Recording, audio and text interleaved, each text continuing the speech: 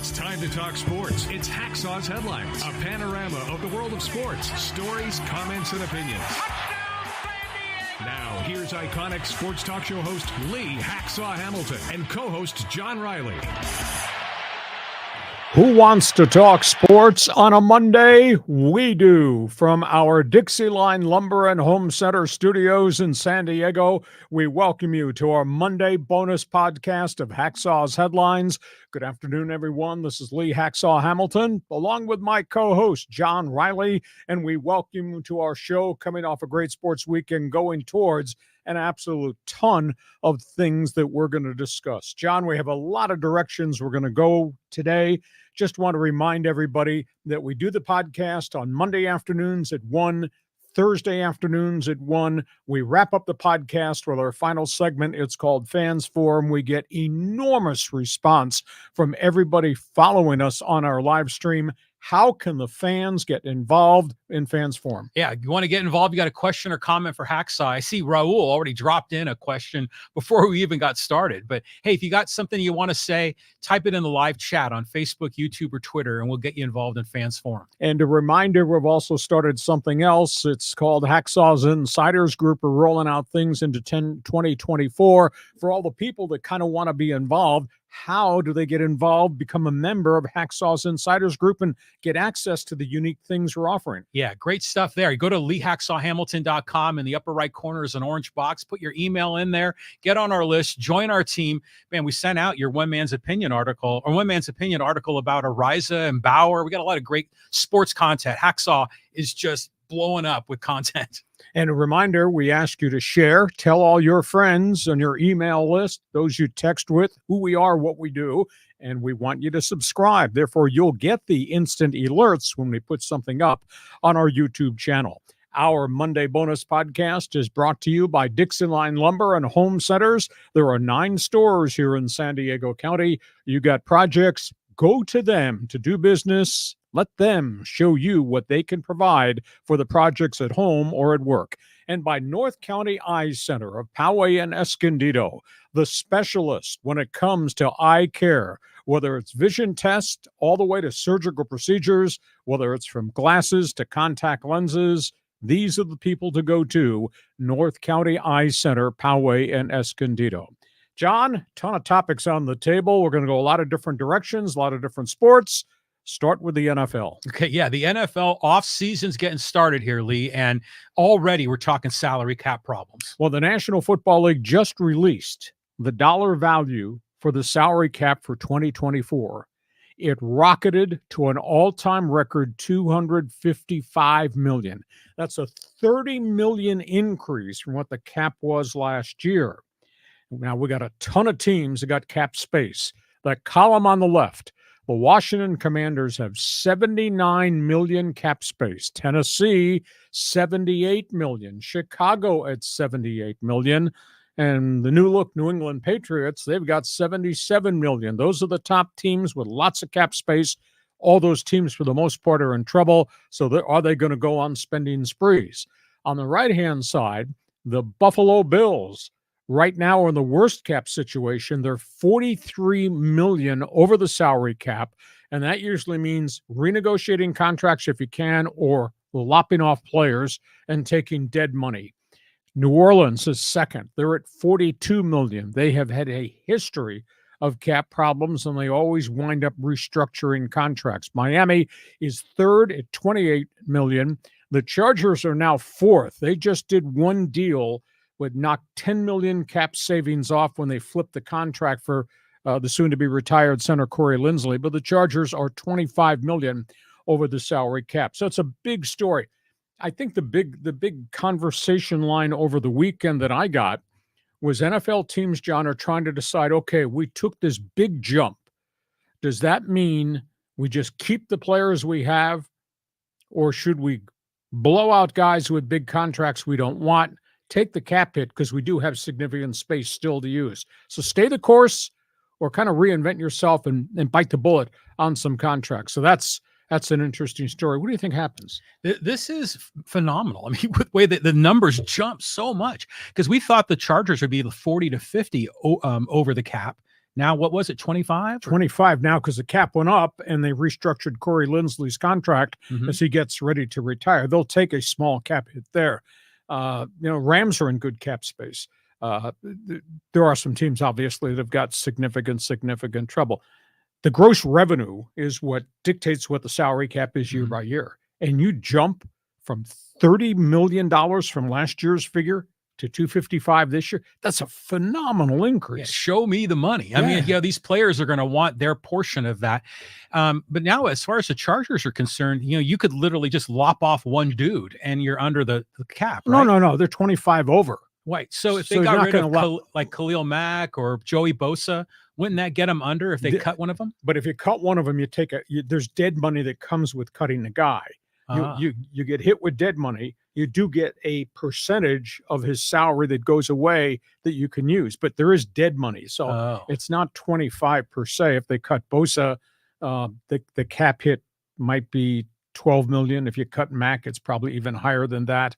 So it's a complicated formula. I told you should have never cut class in college. Otherwise, you'd know this. When you look at an NFL roster, would you say maybe half the players are near or at the NFL minimum?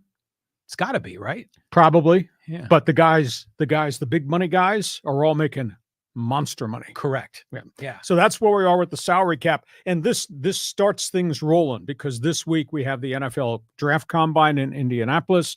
Just around the corner, we got NFL free agency starts. And then, of course, in April, we got the draft. So the business of the offseason has just kicked in. Those two names at the bottom of the column, decision time coming. Is it going to be announced this week? Both the Denver Broncos, Russell Wilson situation, Chicago Bears, Justin Fields status, both clubs had indicated they would make decisions this week as the combine was getting underway. Plain and simple, if Russell Wilson is on the Denver Broncos roster March 15th, his contract guarantees next year for $37.9 million. And of course, he's the one they benched. Right. He's the one that refused to change the structure of his contract last season. Most everybody of the opinion that they're going to take a hit. And if they cut him, they're going to take something like a $45 million cap hit. Denver is brutal. Just brutal. But that's the amount of money the general manager gave him after he came from Seattle. Most everybody is of the opinion that Russell Wilson will be cut by the Denver Broncos and they'll swallow the cap hit they have to swallow. Second guy is Justin Fields, former number 1 draft pick, Chicago Bears. Couple of rocky years, injuries, had a really good year last year.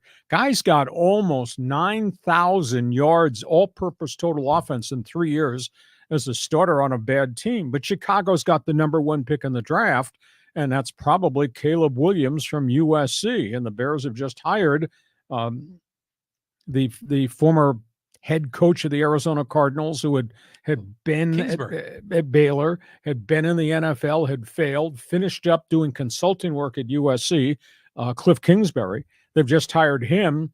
So most everybody is linking Kingsbury to Caleb Williams. And so Chicago is going to shop him. And there could be as many as 4 teams that are interested in trading to get the Bears starting quarterback. I've been told Pittsburgh, I've been told the Raiders, Atlanta's out there, Minnesota's out there. So Chicago just may decide we're taking Caleb Williams. We're going to move Justin Fields. They had indicated they were going to make a decision and probably an announcement this week. So this is fascinating because once the first domino falls as it relates to a quarterback, then a whole bunch of others are probably going to fall too. Thoughts on Russell Wilson, Justin Fields? Well, again, if Denver ends up cutting Russell Wilson, I mean, just a terrible trade with Seattle. Oh, yeah. I mean, the whole thing was bad on the surface of the deal. And then if you jettison Wilson, it's just a waste. But I want to go back to Justin Fields because, obviously he's gotten a lot better, but still he's mostly a running quarterback, right? And what's the history of Ohio State quarterbacks? I mean, C.J. Stroud did really well, but some of the previous ones not so good. Hardly any of the previous ones. Never so good. Just great college athletes in a college system, and the NFL is a very different animal. I think he's made great strides, and he hasn't a good team around him. I think he's done really, really well, but now all of a sudden they've got this unique situation. He's headed to the 5th year of his contract. So the reality is that he'll be a free agent a year from now. But if somebody trades something for him, like a high 2nd-round pick or maybe a second and a fifth. I don't think anybody's going to give a number one for Justin Fields. But if they make that deal, then, the Bears will just keep stockpiling assets. The flip side of that is Chicago, if they really believed in Justin Fields, would just take that number one and hold it up to the screen and say, the price is right. What are you willing to pay me to get the chance to draft Caleb Williams or whomever you wanted to take? But at this point in time, most everybody's of the opinion, because of the arrival of Kingsbury, that Chicago is going to take the USC quarterback and Justin Fields is going to get dealt somewhere else. Well, so we'll see if the Bears will get relevant here again. Yeah. I don't know when the Bears have had a really great quarterback. My God, I remember following the Bears back to when I was really a young kid. And I don't recall, outside of the uniqueness of Jim McMahon, I don't recall great quarterbacks ever being in Chicago. What was ever? It? Bobby Douglas? Wasn't he one of the quarterbacks back in the 70s? Oh, Billy Wade. Yeah, I mean, I agree with you wholeheartedly. Okay, we go from that topic on the table to something that's really pointed, and we might as well have this conversation. Yeah, blacklisted, blackballed. I mean, where are you going here, Lee? Really good headline here. Matt Araiza has the opportunity in the National Football League that he waited 2 years for, signed by the Kansas City Chiefs. Chiefs have a history of working with players who've gone through bumpy times. It's a great situation for Matt Araiza. Conversely, Trevor Bauer is still unemployed. The difference between Araiza and Bauer is that Araiza did something stupid. He had, quote, consensual sex with a teenager.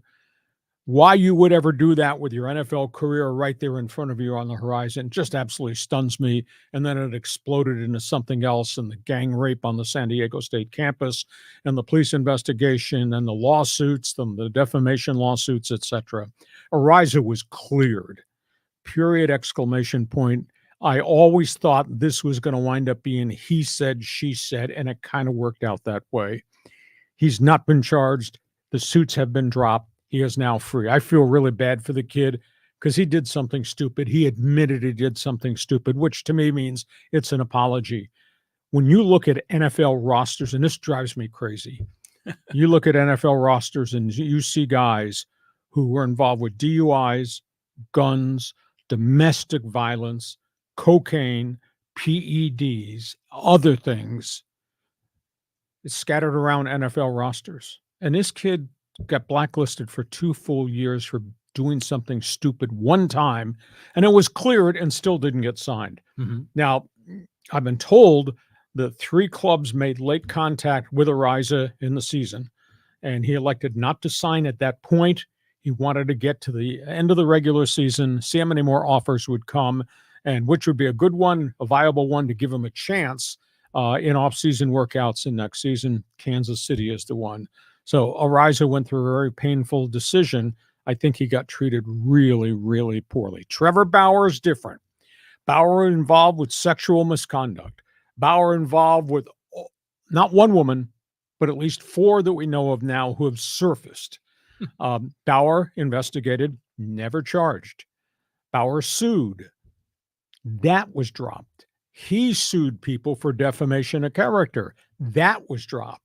Yet nobody has touched him because most people have the opinion that Trevor Bauer is radioactive. The difference between Bauer is he's just been a monster on social media, texting, tweeting, videos, everything. Yeah, right. I mean, naming the woman, which was a stunner to me. He just has never let it go. His public stance is, I did nothing wrong. You may not agree with my off-the-field relationships. I did nothing wrong. I was never sued. Yet he served 194-game suspension, had to go to Japan, etc. Nobody has touched him. I just think his history of being so off the wall, what he does on social media, the criticism and the condemnation of different people by him, and then this whole sexual misconduct, rough sex thing, has just chased any prospective employer away. I think he's been blackballed out of the league. I'll go back. There are a lot of people that have done a lot of bad things in baseball who are on active rosters now. He says, I served my sentence, but you can't keep him off social media. And that's the difference between he and Araiza. Matt stayed silent, continued to train, This guy just went on and on and on. So you tell me, Araiza do it right, Bauer done it wrong, one blacklisted, one blackball. What do you think? Well, I don't know if anyone did anything right here. You said that Araiza did something stupid.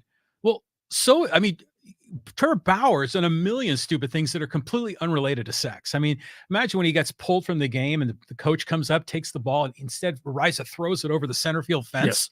I mean, there's plenty of other signals here about Bauer and his character. But let's be clear, for both of them, under the law, they are innocent. Exclamation point. I mean, they are innocent. So morally and legally are different things. So legally, let's set that aside. Morally, from a PR perspective, are these guys you want on your team? I'm happy Araiza got a chance, because I thought was treated unfairly, although it is a little murky. If I'm the Padres, I call Trevor Bauer and say, how much is it going to take? Let's get you on a minimum deal. Here's some incentives. If you get to 10, 15, 20 wins, give him some opportunity to redeem himself. And I think he's going to be okay. And if you're able to somehow market him just the right way, he could be an asset, but you've got to be careful with him. It's a tough call, toxic talent. Mm-hmm. And there's such a history of the way he's reacted to things that probably chases people away. But I agree with you, even though I think this guy's a slug.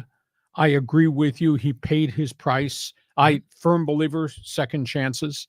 And you can structure the contract with language in it about you're not going to do this, you're not going to go there. Because he's got to restore his reputation and restore his credibility as a pitcher on the mound. I think he does. He's 83-56, I believe, is his career record. So I don't know where this goes, but we're sitting here almost to the 1st of March. He's not had one offer. That's crazy. Not one offer. And I was just thinking in my head that there's a lot of other athletes that spout off on social media, but I'm trying to think if there's anyone quite at Trevor Bauer's level.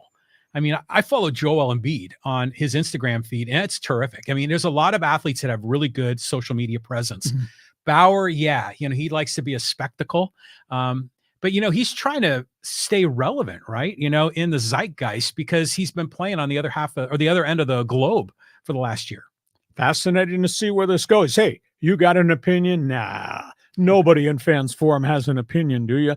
Your reaction to Matt Araiza, how he handled, was he blacklisted? Was it fair or foul? Your reaction, Trevor Bauer, blackballed, deserve it, this undeserving now because he's paid the price?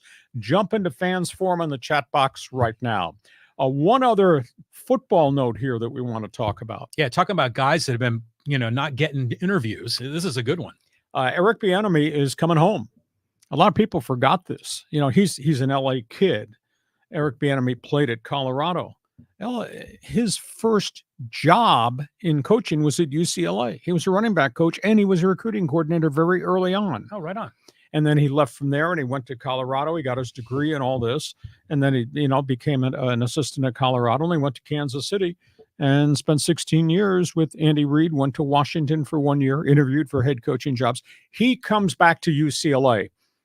If you recall 2 weeks ago when we had the big dialogue about the hiring of Deshaun Foster after Chip Kelly walked out on them, I said, well, this was a popular hire within the halls there at Pauley Pavilion in the UCLA football program, but they're going to have to surround Deshaun Foster, real rookie coach, with veteran coordinators. They go get one.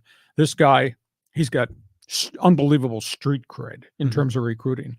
Obviously, the accomplishments with the Kansas City Chiefs and Andy Reid, because he was the offensive coordinator and designed X's and O's and schemes and all that.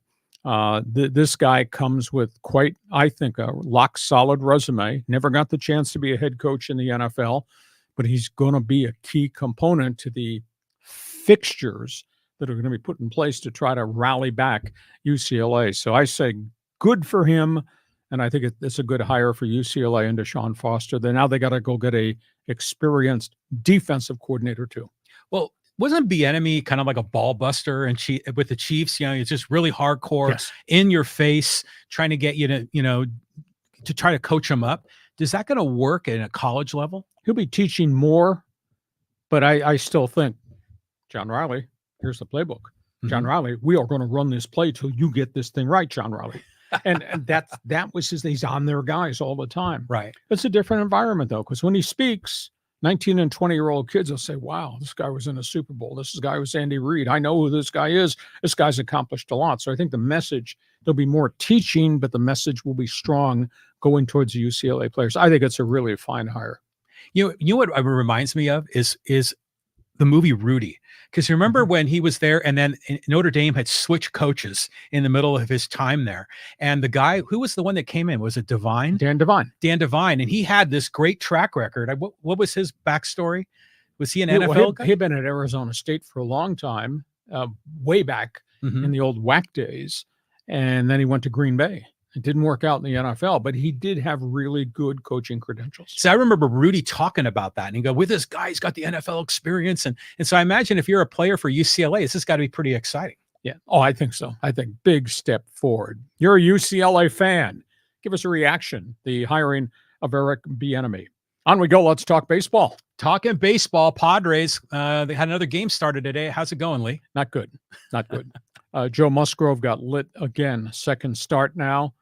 I don't know what his ERA is, but it's not good.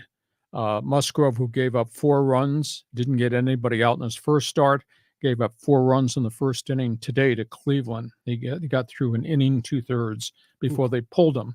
So he's given up 8 runs in 1.2 innings. He'll have to figure out the ERA for me, smart guy. He's not ready. It's going to take some time.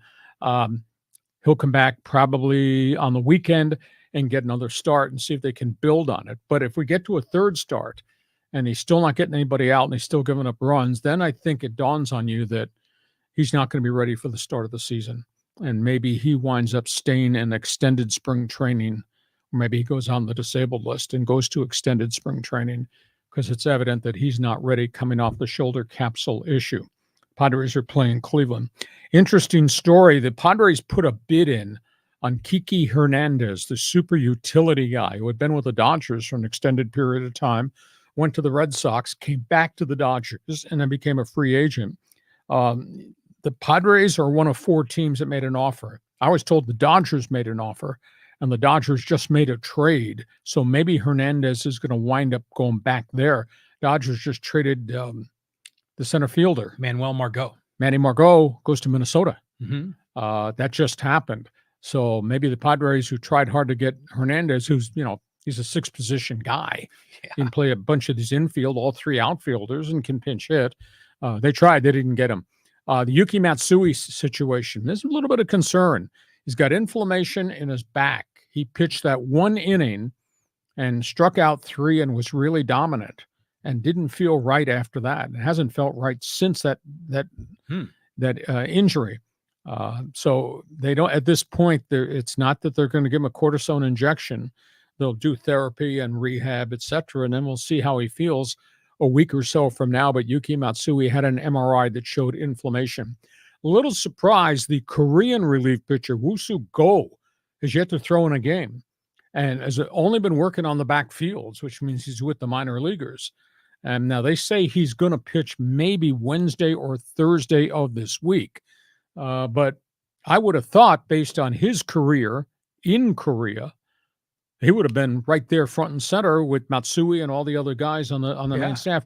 But it's not. So I don't know if there's a setback here or whether they're working on some things, because it is different. I mean, when you come from abroad, it's a different mound, it's a different ball, and obviously it's culture and everything else. So Go has yet to throw with the big club. I think right now, based on the first week of the spring training games, I think Jackson Merrill is going to make this club, and maybe it's going to be as your center fielder or maybe your left fielder, because he had a couple more base hits on Sunday, and he's hitting .333 in the spring, and he's playing a pretty decent outfield right now. Now, this is early, and we still have a whole pile of games before they go to South Korea to meet the Dodgers. And one of the guys who came from the Yankees, Randy VASQUEZ, pitched really well in his first start, 2 shutout innings. That was a pretty good start for VASQUEZ. Not a good start for Johnny Brito. Michael King obviously is pitching out of the bullpen in this Monday game. So there's a lot of news and notes there around the Padres. Sean? I love Jackson Merrill, the whole story. And he's he plays with such confidence. I think he's only 20 years old. Yeah. And boy, this guy plays like a pro. He carries himself like a pro, a lot like Ethan Salas, who, by the way, is only 17. So I think this is going to work out okay, because we weren't sure, was Profar going to be in left, or now maybe Merrill, but then do you have Profar play center, or do they still need to get another outfielder? I don't think they got a lot of budget space to go get anybody else, but so far so good. Now, I caution you. I always say this about rookies. Everything looks good early on. When they start throwing old Charlie, curveball, batting averages go down for rookies. You have trouble with the curve. Yeah, exactly. So let's just see what the next 3 weeks are like for Jackson Merrill, but pretty impressive kid out of the gate. A positive to speak of right now till they start throwing old Charlie. We get to halftime. Our podcast is brought to you by DIXIELINE Lumber and Home Center Stores, 9 locations to serve you in San Diego, and by North County Eye Center, Poway and Escondido, specialist when it comes to help for your eyes, and we're all going to need help for our eyes down road. You need North County Eye Center, Poway and Escondido. John, before we get to halftime, Fans Forum. Explain all these people joining us on live stream what they should do to join. Okay, we already got a bunch of people that are already piling in. We got Raul and Fig and Matt and Craig and Tim and Joey and Tracy and Daniel. If you've got a question or comment for Hacksaw, type it in the live chat on Facebook, YouTube, or Twitter, and we'll get you involved in Fans Forum. And a reminder, if you like what we do on our podcast Monday and Thursdays, you're going to like what we do on my website. I write on it every day of the week. And there's another reason to go to my website, aside from checking it out every morning because everything's fresh and posted first thing in the morning. Another reason is Hacksaw's Insiders Group. John, explain that orange box that's on the homepage. Yeah. Well, this is where you can be part of the team here, part of the Hacksaw fan club. So just go to LeeHacksawHamilton.com in the orange box, sign up, get on our email list. And, Lee is just pumping out content, great sports content, and you'll be the first one to get it if you join Hacksaw's Insiders Group. And you also get emails with all, some of the special things that we write and things that we're going to plan for 2024. We are at halftime. Hope you'll get ready to join us on Fans Forum when we get to the end of this podcast, or Monday bonus podcast. John, we got projects around the home, and I was driving down Interstate 15 right near Carmel Mountain Ranch, and have converted this golf course to this massive housing development, and they are building all the houses. You see the structures of the wood going up, and the first thing popped in my mind: wood, projects, home building, DIXIELINE Lumber. Oh, yeah. And probably the doors, the windows, the kitchen and bath. I mean, a lot of these contractors depend on DIXIELINE. DIXIELINE's been in San Diego for over 100 years. These are the people that if you got projects, you should go talk to. DIXIELINE Lumber.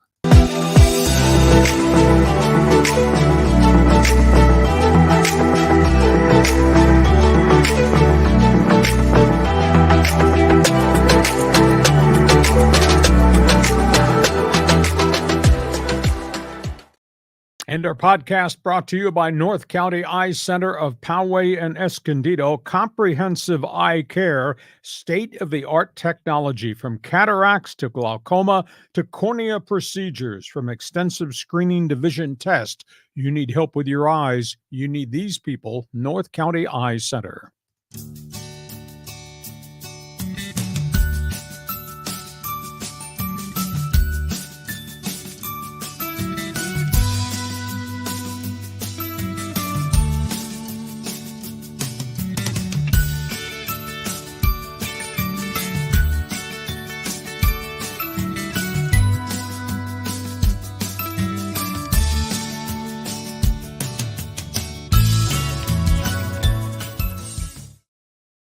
We go to the second half of our Monday bonus podcast with Fans Forum still to come. We've been talking about a lot of things on the baseball field. Let's talk about what's going on off the field, because some of the big names in baseball are making a lot of news and a lot of noise. Yeah, I mean, we're seeing one of the Boris 4 finally signed. Okay, we're talking about the super agent, Scott Boras. We're talking about the head of the Players Association, Tony Clark. And John just made reference, Cody Bellinger, one of the Scott Boras unsigned big money free agents, signed a 3-year, $80 million deal with the Chicago Cubs. It has opt-outs after the first year and after the second year. It pays him $30 mil, and then 20 mil. So I guess in a sense, Boras won because he gets the client 30 mil immediately.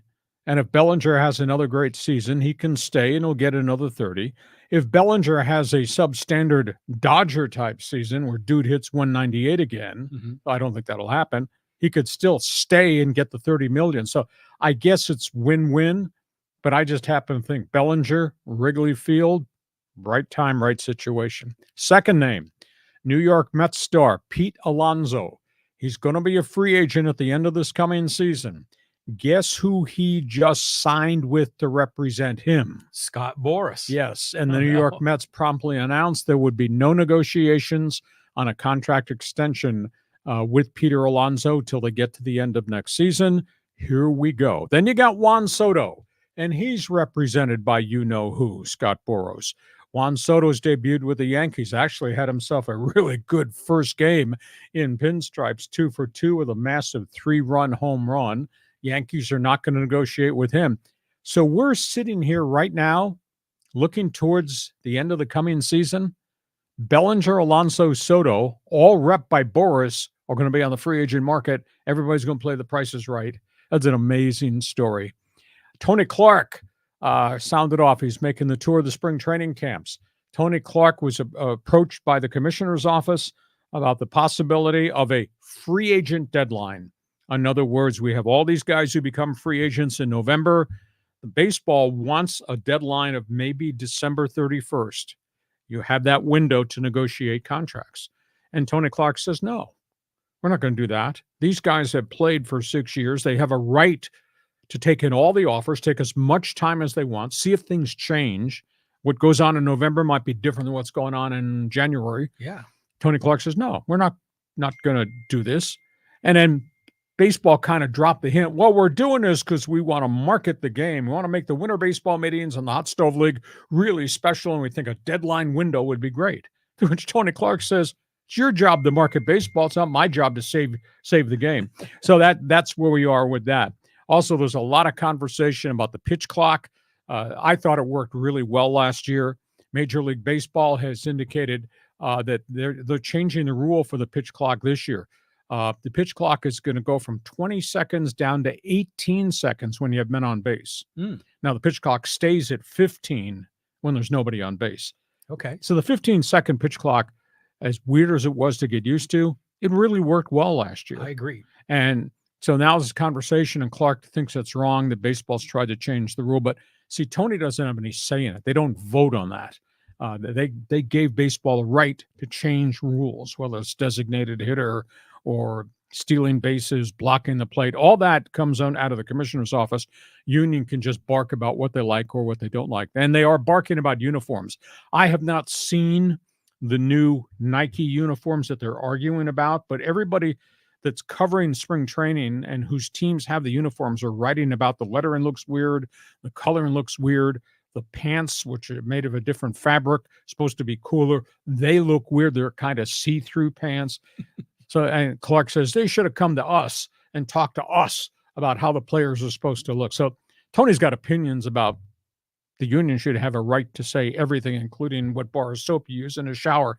It's kind of weird. So, John, the table is yours. Comment on the free agents, comment on Boras, comment. I want to talk about the uniforms. Okay. Because this is unbelievable. You haven't seen the picture. I mean, literally, you can see through their pants, and the pockets are hanging in the pants, which gives it a little bit of blockage. But where there's no pocket, like right in the middle, you could see right through, and you're thinking, how in the heck could they do this and not run it by some players and test it out and ask, what do you think? I mean, it's mind blowing. And I was listening to, one of the national radio guys yesterday, and he was saying how Major League Baseball just keeps screwing this thing up, where the NFL and NBA have such disciplined approaches to their off season. And how in the heck could you blow it on uniforms? I mean, it reminds me of George Costanza when he worked for the New York Yankees and he sent them out with new uniforms and the players hated him and it was all big trouble. So I've got friends that work for Reebok who used to have the contract. And they're just standing there and they're just laughing at Nike and the embarrassment. But you can always, quote, recall them. And that might happen because this kind of looks embarrassing. What do you think about the free agent window? Should there be a December 31st deadline so we compact it all around the winter baseball meetings and make the hot stove league really important in December? No, you can't do that. I mean, now granted, I know you have a deadline for trades, which makes sense.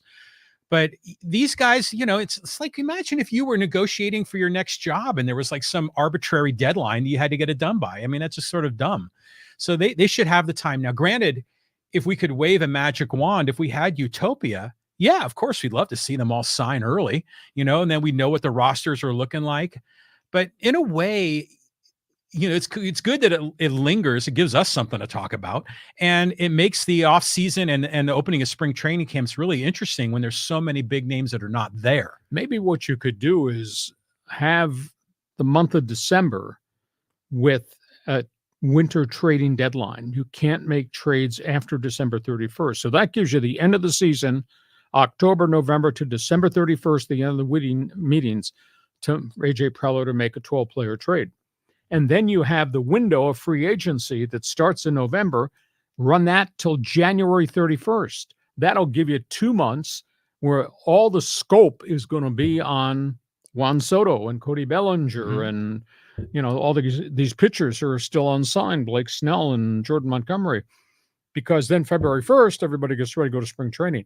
Maybe that's a way to keep the attention span going, of have a baseball trading deadline through the end of Christmas, and all of January belongs to the free agents. You got to sign them and spend all your money because February 1st, we're going off to spring training. Well, no? It's kind of like, to what end? Like, you understand the reason for the baseball trade deadline and all the other trade deadlines is so that it doesn't compromise the roster for the playoffs, right? But what's the point here? It's just to kind of have a nice, clean marketing calendar so you can communicate. So do the NBA and the NHL and the NFL, do they have anything like that, like trade deadlines or signing deadlines during the off season? Yeah, they have dark periods where you can't do anything. And then bingo, everybody knows that NFL free agency starts the first week of March. And you got the draft the end of April. Okay, so they've done that. Oh, yeah, they've done that. NBA's got a trade deadline. National Hockey League has a trade deadline. National Hockey League free agency is July 1st. July 1st, 28 players will sign on the first day of free agency. All the marquee guys come off the board just like that. So it's a marketing tool. Right on. Yeah, of course. So baseball should consider something, but I don't think you want to mandate. You got 15 minutes to make a decision whether you're going to the Orioles or taking the Padres contract offer. Yeah. Well, I generally don't like that kind of like as a, in the world of business, having that arbitrary deadline. But if the NFL and the NBA have done it to success, and remember, Major League Baseball could probably learn a little bit from them from a marketing perspective. Okay, maybe I might reconsider that. Maybe it might make sense. That's important coming to this guy. This guy's obstinate about everything. Okay, we go from that. Let's talk hoops. Hoops. Boy, this is unbelievable to see UC San Diego right flanked by San Diego State and UCLA. My alma mater is suddenly relevant. Okay, let's talk topics on the table. I've seen some bad basketball games. Boy, you talk about dismembering a team, what San Diego State did to Fresno State on Saturday. And that's going to get Justin Houston's going to get fired. Aztecs, huge road win against a really outmanned program who's run upon really tough times. A 12-0 start right out of the gate. Another 12-0 run in the middle of the first half. They built a 30-point lead, and they wound up beating them 70-41, I think it was. Fresno shot 24% from the floor. Just horrific. What a weekend of upsets, by the way, aside from San Diego State stomping the dog. New Mexico lost at home to Air Force. Yeah, Air Force. And Colorado State got ambushed. They lost to UNLV. So the Mountain West final 2 weeks of the season are going to be crazy. I think the tournament is going to be crazy. Let's talk about UC San Diego. They went from Division II and a really good program, and they joined the Big West Conference a couple of years ago. And I stood up on TV and I said, why are you doing this?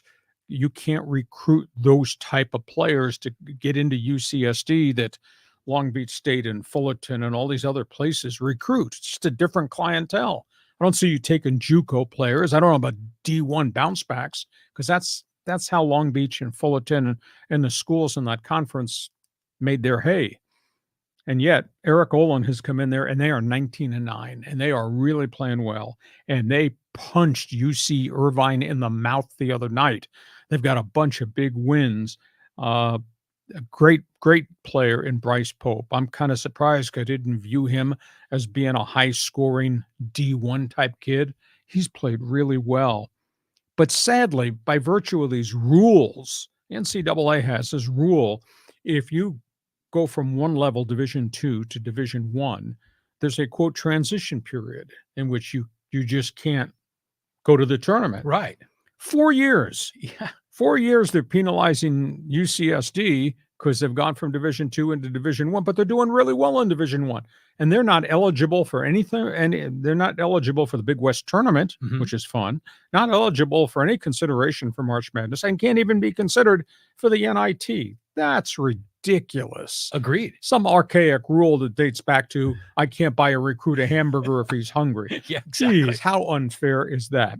And one final note here in college basketball. This is pretty horrid. They've had such a roller coaster of a season at UCLA, and Mick Cronin is just so out of character in how he's reacting. They got beat by a really bad USC team this weekend, and that's a stunner. It happened at Pauley Pavilion, which was half empty. Mick Cronin, who's just been barking all season long. You remember maybe a month and a half ago, he degraded his players publicly. Says, don't go crying to your mama. Don't go to the transfer portal. Nobody's going to help you. You got to get yourself out of this mess. Well, they're 14-13, and, they probably won't even make the NIT. So Cronin, who's been feuding with the media in Los Angeles on top of everything else that's gone wrong, he said after the game, the loss to Southern Cal, which is really a substandard team this year, he said, I'm not going to talk to you guys. I'm going to talk to my dog. And by the way, Mick's name is being mentioned as maybe being a potential candidate for the Ohio State job, because Ohio State just fired its coach last week.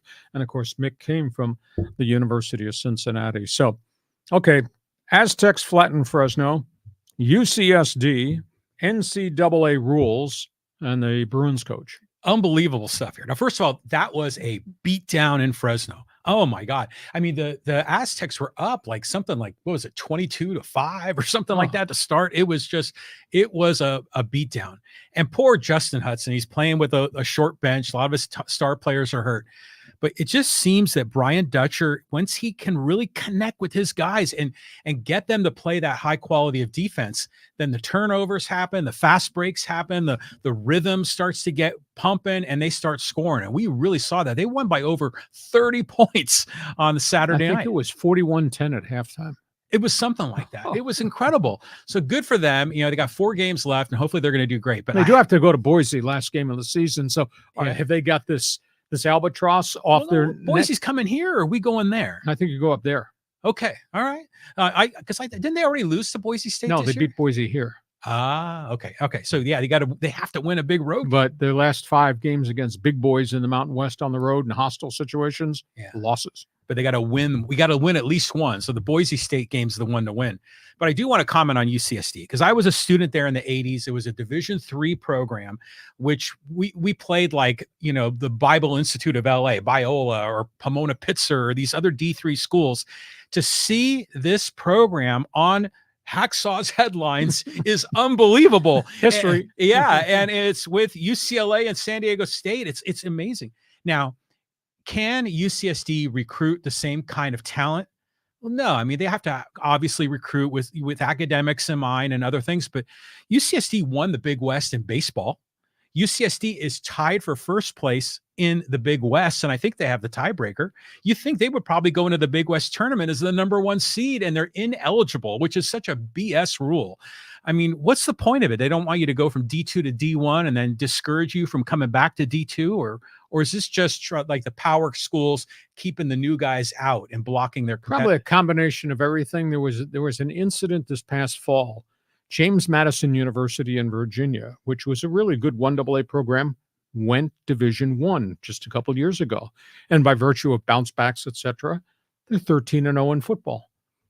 And they were not allowed to be considered for the playoffs, despite being 13-0, because they were in transition. Could they even go to a bowl game?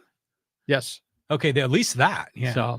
So anyhow, that's a that bum rule is rule. archaic. And speaking of bums, Mick Cronin's really lost control of everything there, hasn't he?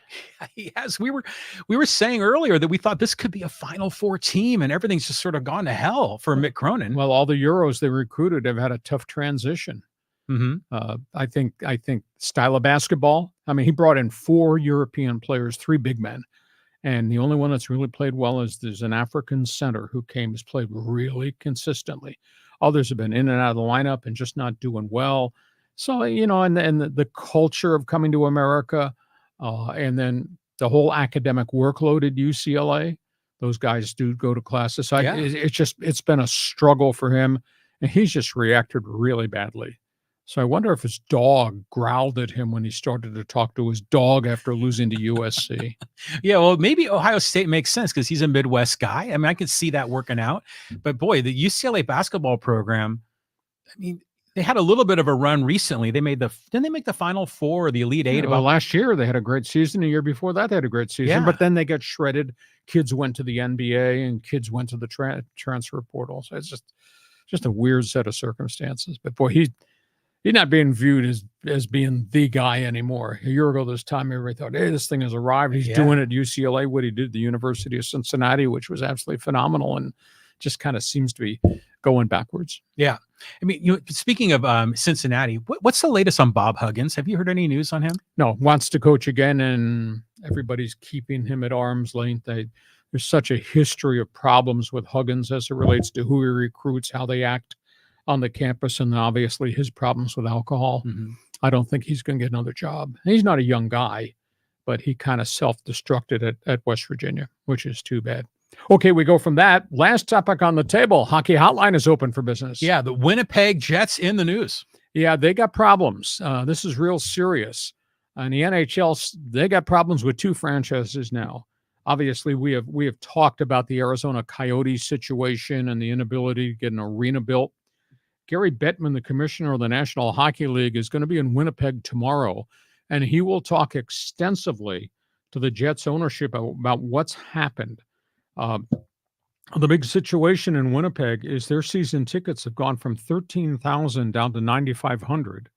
Their attendance is ranked 29th in the NHL at just a shade over 13,300. Arizona's got the worst attendance in the league because they play in a very small arena because they can't get a new arena built.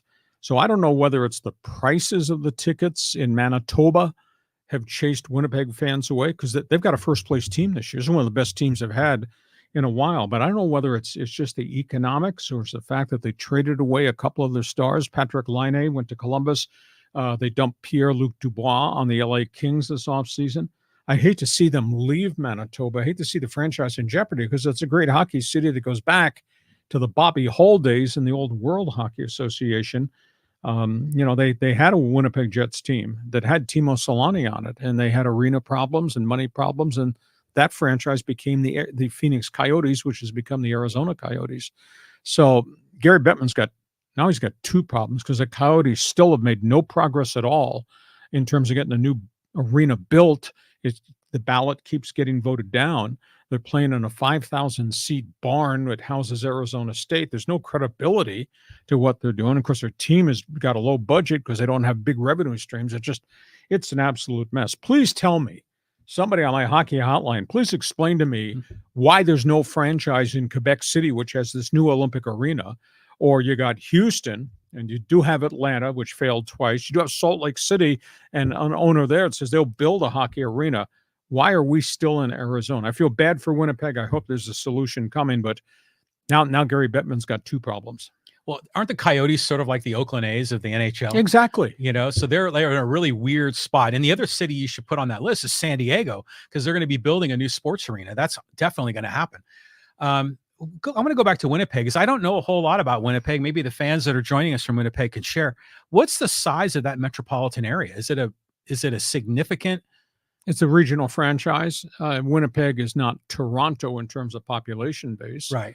Smart guy, you're the one who's got the smartphone. Punch it up there. I don't know what I don't know what population in Winnipeg is, but it's a regional franchise that had always supported hockey.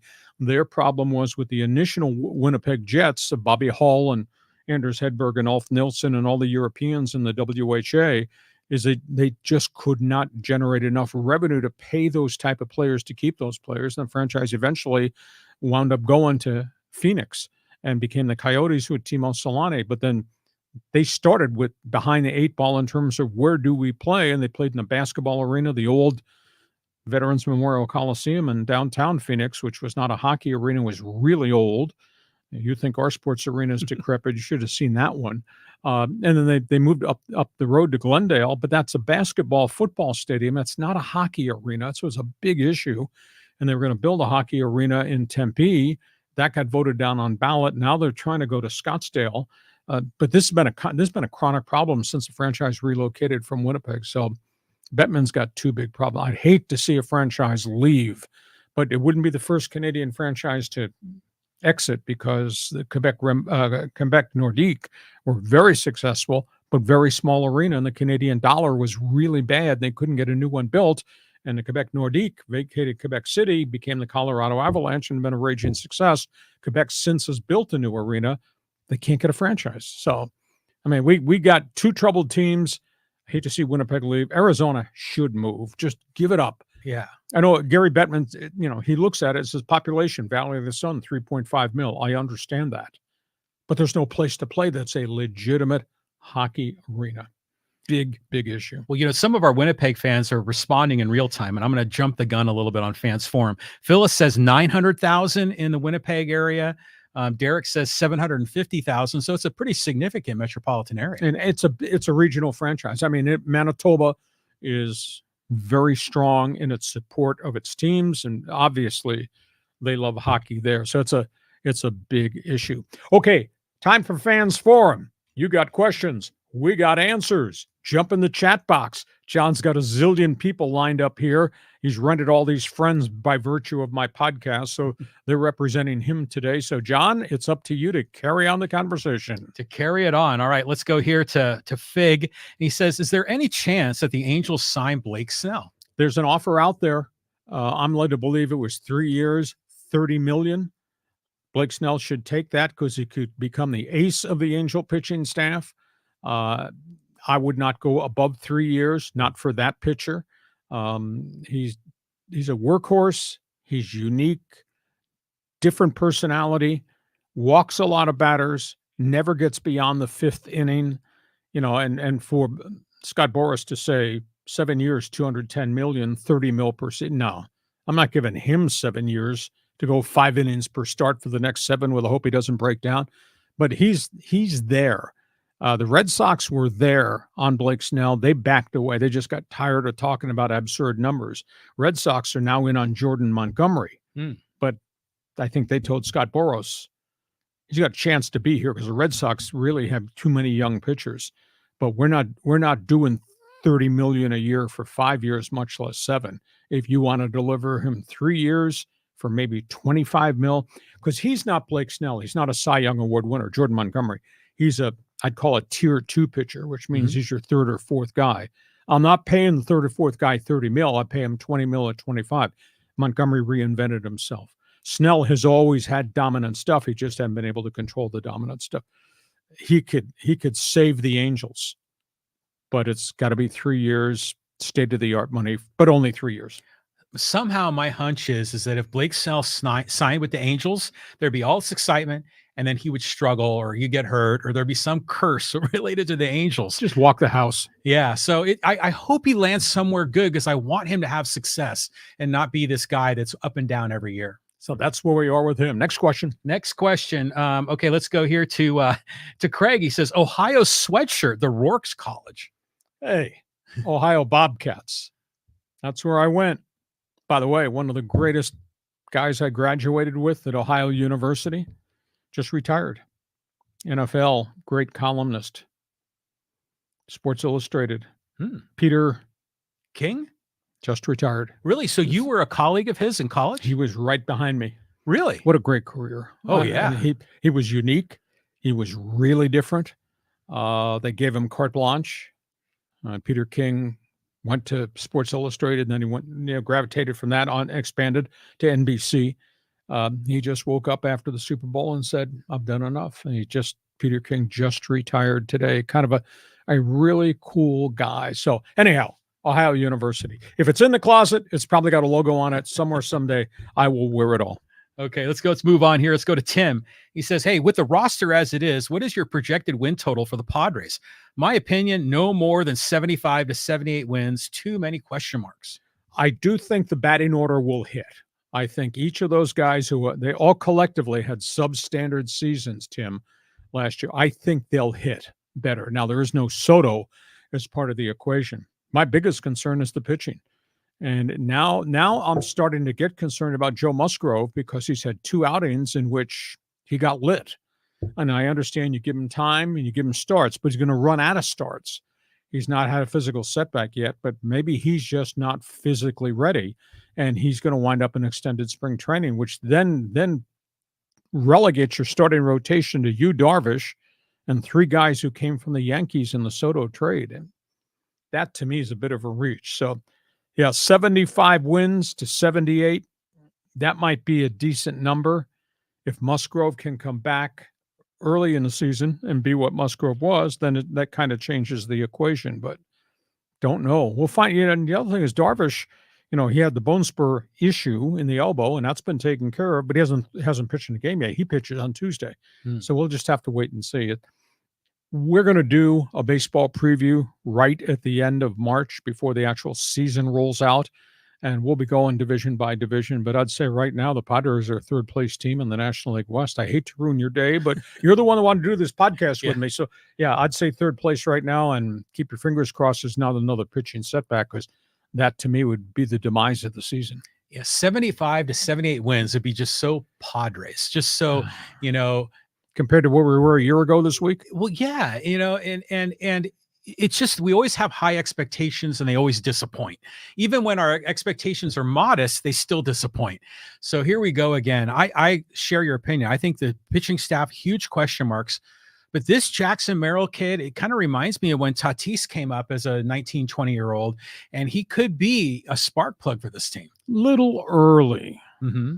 Wait till they start throwing old Charlie late in spring training, then we'll see how he hits. But so far, so good. I'm not throwing cold water on the kid. Kid's got an opportunity, and that was the favorite word of A.J. Preller in his training camp interviews were opportunities. Well, we got them, and this kid's grabbed the first one. Okay, let's move on. Let's go to Joey, talk a little Raiders. He goes, hey, will the Raiders give up what it takes to move up into the top 3 to get AP's guy, Antonio Pierce's guy, Jaden Daniels? We're talking 3 number 1s and number 2, maybe a player. Now that's too high. I mean, Jaden Daniels had a great career at Arizona State -LSU. I don't rate him as a top 3 quarterback. I would say probably inside the top 10. So the Raiders might be able to make a trade to get inside the top 10 to get a run at Jaden Daniels. 3 number 1. No, not for him. Hell, nobody's going to get 3 number 1s for Justin Fields when the Bears attempt to trade him maybe this week. They could go up. It is fascinating. All the marquee quarterbacks are not going to throw at the combine. Nobody is. Really? The unique names are not going to throw. Okay. Jaden Daniels is not going to throw. Caleb Williams is not going to throw. The only ones who are going to throw are the guys that I guess have to prove something, although they did great things in college. Penix is going to throw from Washington. Bo Nix is going to throw from Oregon. But the marquee blue chip names are not going to throw at the combine in Indianapolis this week. Yeah, the Raiders have a chance. It just depends how high they have to go, because then it gets, if you're trying to go where the Raiders are 11th, I think, or 13th.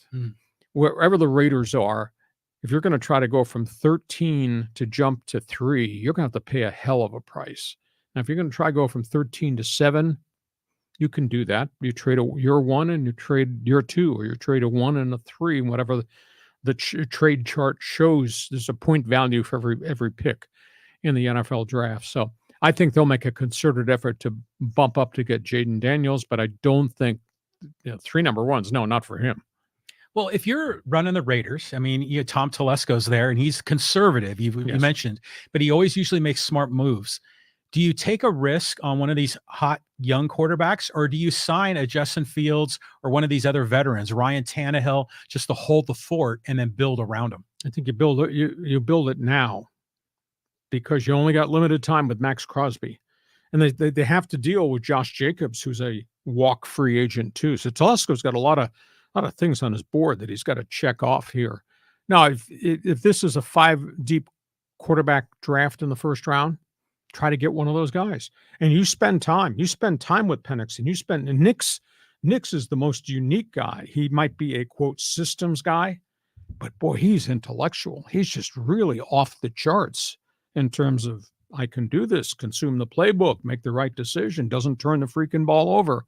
You spend this combine on those guys, in addition to maybe trying to get access to Jaden Daniels. There's a way to go get a quarterback, and you go get the quarterback now. Fields is not a free agent. Fields has to be traded. Right. Tannehill is, but Tannehill's got 100,000 miles on him and has had injury problems. And, Baker Mayfield's out there, but Tampa's now scrambling to try to get him signed so he doesn't go on the open market. New England is interested in Baker Mayfield. So there's a lot of quarterback debates. I mean, it's a lot of situations involving quarterbacks around the league. Yeah, well, the Raiders need a relevant quarterback to lead that franchise. So we'll see what they do. On we go. Let's go to Tracy. He says, Bauer is worth a risk. As much as I dislike what the person represents because the way he's acted around women, he paid a price. That was a hell of a price. 194 games suspension, lost all that money, lost his credibility. And if you can rent him on a 1-year deal, it's not that he's going to get $15 million or any of that kind of Dodger money. These guys need pitching here. Would you have, John, you tell me. You represent the Padres. You're wearing brown and gold. Mm-hmm. Okay. How do you present to me, John Q. fan, you're signing this guy? Why are you signing this guy knowing what this guy's reputation is with women? John? Because we need pitching. And this guy was innocent. And yeah, he does have kind of a history, but we believe in second chances. You'd have to really position it that way. So you have a moral justification, but at the same time, a baseball justification. So I think that's the path they take. But the chatter in social media is that the woman that Trevor Bauer was involved with, that he got in trouble for, has had relationships with some of the Padre players as well. So that could kind of create a little friction in the clubhouse, maybe. It's weird. Yeah. It is really weird, which is why a lot of people have said, not me. Right. Next question. Moving on. Okay, here, let's go to Emmanuel. He says, everyone deserves a second chance. So here we go, including Trevor Bauer, especially since he is willing to sign a minimum wage deal with incentives. Concur wholeheartedly. Now, I think you can also put language in there that you're going to stay off social media, and then he'll scream first right amendment. And then my response is, okay, first right amendment, you'll be in the unemployment line, but you can type on social media anything you want. We're giving you a chance. I've kind of changed my mind only because the Padres have such a issue right now, I think, with starting pitching. Oh, God, yeah. I mean, they have a big problem. So, yeah, especially if Musgrove doesn't start the season. Hey, let's go here to Phyllis. And she says, hey, Hacksaw and John, we have snow in Manitoba. All year. I've been in Winnipeg. I'll tell you what, their main intersection is a place called Portage in Maine. It is the coldest street corner in North America. Really? Oh, the wind howls off the prairies and goes right down to that intersection. You can't stand out there. When I was doing hockey, we played there, I think, in January. It was so brutally cold, and just the wind never let up. But this is where these people live. And these people, they take their SUV and they park it outside and they plug it in so it heats the engine. I mean, it's just the most unique situation, but they're hardy. You live north of there. I got friends that live in Edmonton, and Edmonton is way north. You're talking about the Great White North? Mm-hmm. It's up there. It is cold, and they get even more snow. Edmonton and Calgary. So Winnipeg's a cool city. I hope they can solve the situation with the Winnipeg Jets. Yeah, I've never been there. I should go visit sometime. I've been to British Columbia. I love it there. I love that. Okay, hey, let's go here to Isha. He says, hey, just watch that Costanza episode. So good. Talking about the Yankees when they switched up the uniforms. But there's another comment here on uniforms. Let's go to Running Man so we can kind of have the full context. He says, those jerseys and pants are crap. Not only will buy the old vintage jerseys now, not these cheaply made jerseys, but paying premium prices for them. Yeah, just because it's got pinstripes on them doesn't mean they look good on you. Yeah. It's hard for me to believe that Major League Baseball, so they do this new contract with Nike, and they're going to come up with this new set of uniforms as kind of an alternative, or city current, etc. When they do this marketing meetings, don't you look and evaluate what they actually look like on players rather than something that's on a board that's a picture of a jersey? I mean, it's just, the city current uniforms, some of them look great. The Padre uniforms, when I first saw them, I call them the 5-flavor sherbet uniforms. Yeah. They look like softball uniforms. And no, but they grew on me and they're kind of cool now. Yeah. But some of them, the Dodgers had these all blue ones that they look like softball uniforms from the south side of Chicago. And some of the others look just really ratty. I don't understand the marketing concept. Speaking of uniforms, the LA Clippers today just unveiled new uniforms for next year when they move into the new arena. And they're really snazzy. All blue, all white, all red, a new Clipper logo, not the 5th grade junk artwork that was their logo, the basketball with the LAC, an actual Clipper ship logo. It kind of looks cool. And the third jersey is not only all red, it's got the flags, the nautical flags that used to be the logo of the San Diego Clippers, which I thought were really, really cool. They researched it. They came up with something good. How come MLB can't come up with something good? Yeah. Well, I think, remember when the Padres rolled out their uniforms, they really tested it. They had players' opinions. They had focus groups of fans. Yeah, this is amazing. And also, it seems like the nameplate on the back of the jersey is smaller font and lower and it's just awkward looking. Yeah. Bad. If I were king, I'd solve that problem. Go ahead. Okay, let's go to Manny. He says, come on, Hacksaw, the NFL, the NBA, the NHL, they all have caps. So there is limited money a team can spend. With baseball, all the cheap owners will sit out of free agency. It's a big problem. However, Manny, you're correct about the NFL, but they also have a floor to spending. You have to spend within a certain percentage to what the cap is. That's different than baseball, which allows the Oakland A's, as of this hour, the Oakland A's have a $46 million budget. That's their payroll. Unbelievable. Yeah. And it's a disgrace. So that's what differentiates MLB. They allow Oakland and these other small market teams to take revenue sharing, get the TV money, put the money in their pocket, not give it to the players, and then put crap on the field. Those other 3 leagues, they all have it's called floor to spending. You get close to whatever the floor is. The NFL is $255. That's their salary cap. The floor to spending in the NFL might be $236 this year. Everybody's got to spend at least $236 million, which means there's more money for all levels of players, from the superstar to the mid-level free agent to the journeyman veteran at the end of his career gets a 1-year deal. Baseball doesn't do that. Let's pretend that there was a $236 minimum spend for, let's just say, baseball. It's actually pretty high for baseball. But do you think there's a situation where some of these teams like the A's say, well, we can't afford that? We don't have enough revenue of fans at the ticket turnstiles that are going to come in and pay. I mean, it could put some of these teams in, they'd have to move in order to generate more revenue. No, because they're all getting revenue sharing. All the small markets get 40 to 50 million a year revenue share. They all get a large chunk of the TV contracts. Then they have their own TV contracts. There is revenue coming into the Oakland Athletics, for example. The dollar value wouldn't be 236. The Florida spending in baseball, I've been told, if they ever adopted it, it would be a percentage to what the luxury tax limit is. The top luxury tax is 237. I would think the Florida spending might be 120. Yeah, so like half of it, maybe, or a third. Yeah. So 120, based on the money that Pittsburgh's getting, or Baltimore's getting, or Tampa Bay, they could afford to spend 121 million because that's the floor. But baseball doesn't allow that. We're gonna do one of these shows. I just got the payroll numbers. We're gonna post them on the board.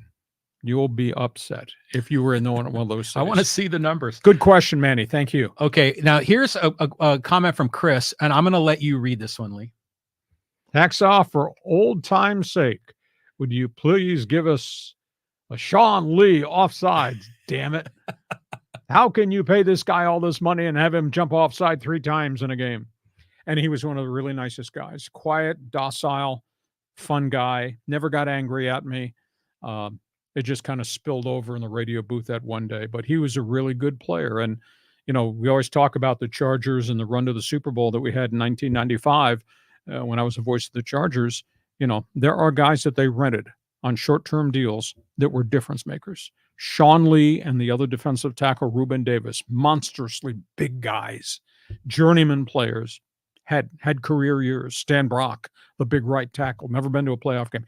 Career year as a leader. You need those kind of guys in addition to your stars. But nice man. Sadly, he's one of the 12 Charger players from that Super Bowl team's already passed away of a heart attack. Was Sean Lee part of the Tons of Fun? That's what I called him. Yeah. Actually, it wasn't tons of fun, but between he and Ruben Davis, I think we can figure they combined to weigh 650 pounds at defensive tackle. But they played well, and they stayed on the field the whole time. Right. And he was a really nice guy from Brooklyn, New York. Played small college football. It's so funny how many catchphrases that you have that are used.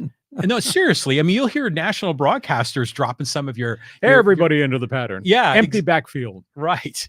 And, first down and 99, just you have some classic calls. It's almost like, we talk about George Costanza and Seinfeld, how these like Seinfeld references happen every day. Mm-hmm. We get Hacksaw references all the time. I get them in the supermarket. I get them at the fitness center. I get them walking down the street. Show me your lightning bolt. And I didn't make that up. That just kind of came off the top of my head. Yeah, that one is a crazy one. All right, let's go here to Craig. And he says, hey, it's early, but who do you see the Chargers taking in round 1? Bowers, Neighbors, Odunze? Everybody says, everybody likes Bowers. Picking him at number 5, to me, way too early for a tight end. You could, with the new general manager, you could drop down. You could trade from 5 to 10. Bowers would probably be there. This is a really good year for wide receivers. They want to run the football. They're at the combine today, and that's the first thing that came out of the mouth of Jim Harbaugh is run the football. The new offensive coordinator, Greg Roman, yesterday in Indianapolis said, can you imagine how good Justin Herbert would be if we had a good running game? Mm-hmm. Run the football. If that's the case, then maybe at 5 they take the massive offensive tackle Alt from Notre Dame, or they take this massive offensive tackle from Penn State. Maybe, and both those guys would go in that 5 to 10 slot. So I think O-line first, or you could trade back and maybe Joe Ortiz will do that as general manager and maybe go 5 back to 10, pick up another draft pick.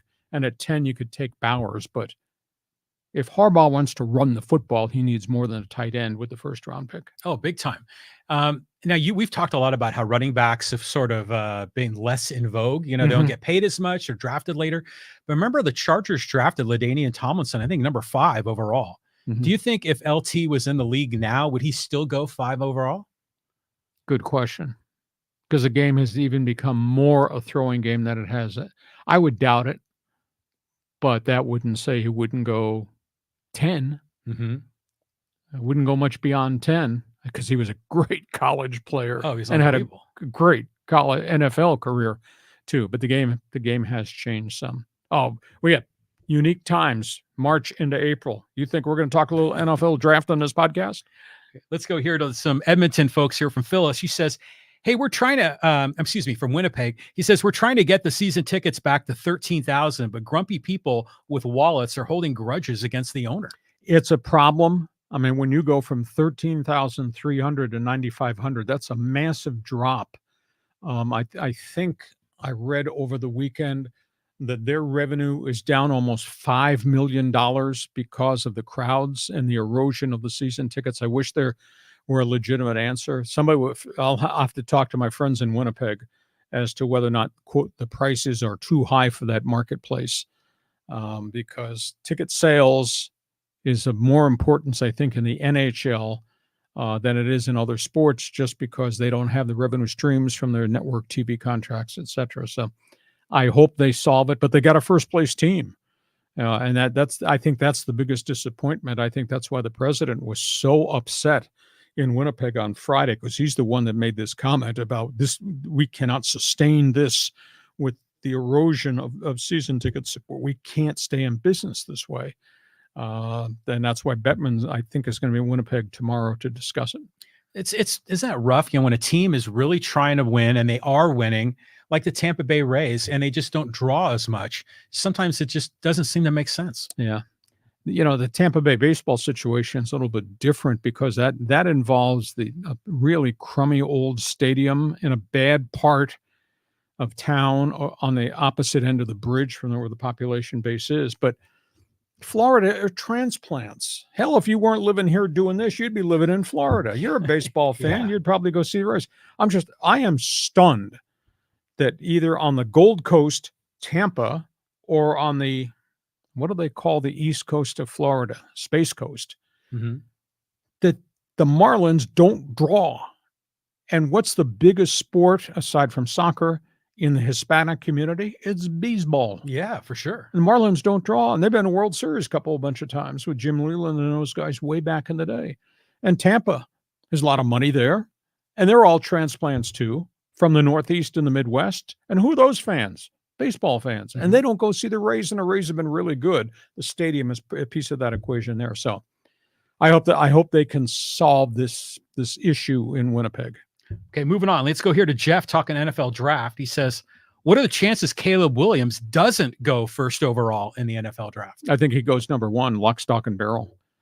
Be interesting to see how many quarterbacks go beyond him. But I mean, he's done everything you can humanly do. I mean, is he the next Lamar Jackson? Throw and run. He's really accurate. He's unbelievably athletic. His accuracy when he breaks pocket and has to move, still really, really good. So now I think Caleb is lock, stock, and barrel. And that's why I think the next NFL story that you'll see, maybe it's going to be this week, Chicago's probably going to announce they will take trade offers for Justin Fields, the quarterback, and Caleb Williams goes to Chicago. There'll be a learning curve. He had a tough last season at USC because everything around him fell apart, and they had to outscore everybody because the defense was so bad. And yet the kid's a gamer. The kid's a big-time player, and he's a really, really good athlete. Yeah, really. I mean, I remember when he was at Oklahoma and he was backing up as a freshman, backing up. What's the kid's name? Was it Spencer Rattler? Yes. I think was the quarterback. Wound up at South Carolina. Yeah, and he struggled at Oklahoma. And then they brought in Caleb Williams, and all of a sudden it was just like magic. It just the plays, everything changed when he came into the game. So, you talked a lot about Bo Nix and, systems quarterback, high IQ guy. I just think about Brock Purdy. I mean, he's not really a physical specimen, but the dude has a brain power, and that's what you need in this league, to be successful. Because how many quote unquote star athletes have flamed out in the NFL? Oh, the quarterback fatality rate is 50% at least in the first round. You go back and you Google first round draft pick quarterbacks, how many made it compared to how many washed out. It's a staggering number. So this will be fun to see, what the dividing line is. Once you get beyond Caleb Williams, how do the next couple of dominoes fall at the quarterback position? John, we've got a couple here on social media you want to run to? Yes, I do. So let's get in some social media folks here, and let's talk. This is a good one. Padre Chargers. This is from Tyler. He says, bottom line, the Preller experiment hasn't worked. Until the Padres make changes in the front office, they will continue to be average. The Chargers finally got it right. It only took them 2 decades. Well, I made a commentary on my Saturday sports package on KUSI. I do this big thing, 6:30 every Saturday morning. The Padres were my lead story on Saturday. And I let me just hit myself on the side of the head. I made the comment, you lost your owner. You fired your manager.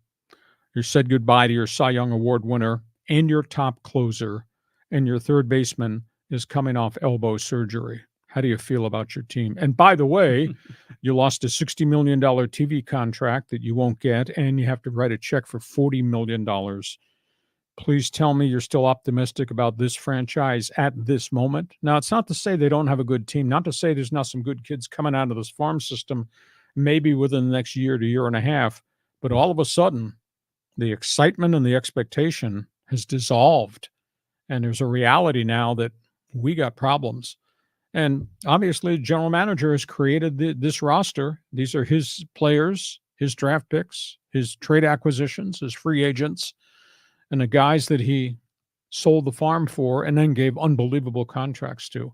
That's the big issue, is these 10, 11, 12, and 14-year contracts have put the Padres in a corner that they can't get out of. And if they don't win, I think it's going to cost Preller his job. Now, I don't think they'll hit the eject button, John, because he's signed through 2026. I don't think that they want to eat 3 years of a GM's contract, but because if you do that, then that means you're going to get rid of a whole pile of front office people, which means more people with contracts you probably got to pay off. So it's too early to make this decision, but let's just see how the season goes. And if it doesn't turn out like we hope, then they'll put him on the firing line. And can he survive it? Yeah, if it's an 80-win season, because injuries change everything. But if it turns out to really be messy, I don't know if the fans are going to come back to the stadium. That's the other sidebar issue, is the prices for everything have gone up 38% in 3 years. And you can say, hey, we've done great things and we're at Petco Park and all that. These fans are going to stop coming. Then what? Then that's another problem on top of everything else that you're having to deal with. Well, the Padre fans are still excited. They're excited that baseball is back. They're excited that the Padres have some new guys. The fan base here is pretty loyal, especially if they're winning. But I have confidence they're going to be okay. You say the excitement is eroding. I wouldn't go that far, but I want to just flip a little bit, because in this comment here, from Tyler, he says the Chargers finally got it right after 2 decades. Do you think they got it right? No, they haven't gotten to the playoffs. They haven't accomplished bleep. Exactly. So I'm not sure that I would agree, quote, they've got it right, unless he's making reference to they hit the jackpot with Jim Harbaugh and Joe Ortiz. Mm-hmm. But those guys have to put it on the field. Just because you hired the name in neon lights does not mean you're not going to flame out. I mean, and they've got roster issues and they got cap issues. And now, granted, they do have the 5th and 37th pick in the first 2 rounds in the draft. They're going to have to make some deletions on the roster. So I wouldn't buy the theory they got it just because they signed Harbaugh. They got to prove that they can win with Harbaugh, and then Harbaugh's got to prove that he can handle whatever this roster is going to be, because it's not going to be the same roster. I guarantee you, when camp opens in July, John, we're not going to be talking about the same players on this team, because they're going to have to move some bodies because of the cap issue. Yeah, it's going to be a wild, camp when they get started to see what happens with the roster. Next social media question to slam us. Go ahead. Okay. You have a Dodgers figured out. You should go ahead and move up north and join your favorite team and leave us Southsiders alone. Oh, thanks for following. You don't want me to tell you the truth, do you? I'm sorry. I am not going to cheerlead. I always put the topics on the table. I always tell you what my opinion is of the topics on the table, and then let you make the decision. The Dodgers are really good. The Dodgers are really deep. The Dodgers are really rich. It's the second biggest market in the country. You can't sit there, Grinder, and tell me they're not going to win. I mean, they do have Ohtani, and they do have Yamamoto, and they do have what they had at the top of that batting order. And they've got some pretty good pitching, and they might have the best young core of pitchers, headlined by Bobby Miller and all these other guys. So, I mean, the Dodgers are they're in a different solar system than San Diego, and San Diego tried to keep up with them. The most amazing thing to me is a year ago this time, we were having this dialogue because the Padres were really pissed at the media, the national media, for the use of the word sustainability, when the whole country was writing, what you just did in small market San Diego is not sustainable. And the Padres got really upset at me, at everybody in the media, the national media especially. And what's happened a year later? Now, granted, this was triggered by the passing of a great man in Peter Seidler, but all of a sudden that word sustainability has shown up in all the conversations as you can't keep doing this, and now you're going to have to reel this thing back, and your GM's given these huge contracts. The guy's going to be into their 40s till the contracts run out. So the sustainability topic has moved front and center. It's sustainable if Peter Seidler is still alive, but again, I'd love to see the Excel spreadsheet that kind of gives a top overview of their business model. Yeah, it's going to be a weird season, as we go on, but they're still going to be in the top 10 in spending, right? No, their payroll's gone from 3 as of this afternoon. I think it's 14. Okay, but they still have a couple more dollars in the cash register. They have 18 million left, but what's that going to buy you? Is it going to buy you a lot? No. And there's nobody left outside of Scott Boris's clients who you can't sign. Trevor Bauer.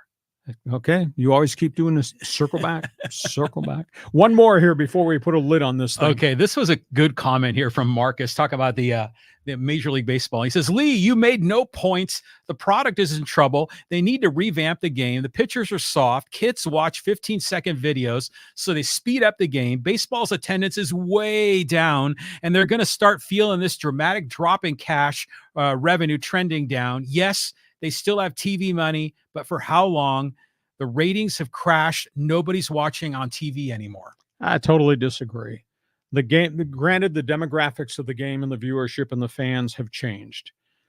They've made the game better by going to a faster paced game. 2 hours and 43 minutes, I think, last year. Had been at 3:05. So they've made progress there. The spending is just wild for the superstars of today. Attendance is not down. TV ratings have bumped up some. You still got troubled franchises that baseball still has to deal with, but they're no different than other people. There's hot spots and trouble spots in the NFL. There are trouble spots in the NBA. Obviously, we just alluded to the problems that the National Hockey League has. It's still a really good game. It's what I call it, a father-son game. It's passed on traditions upon traditions. If you got a good product, they're going to love your team. San Diego, love affair with the Padres. Dodgers, historical love affair. Yankees, historical love affair. Mets are trying to be what the Yankees have become, just haven't gotten there. But there's a tradition, whether it's Red Sox, Fenway Park, whether it's Cubs at Wrigleyville, there's just a tradition that's passed down from generations about the game. So I don't think the game's in trouble by any stretch. Do they have blotches and problem spots? Sure they do, but everybody else does too. Yeah. Well, baseball is such a romantic sport, Yes. and it's so tied into American history and culture. And I don't think that's going to go away, but definitely things are shifting. I've heard a lot of other national broadcasters say that the NFL is a national sport, and so is the NBA to agree. But baseball's a regional sport. People in New York don't care about the San Diego Padres. I mean, what's your take on that?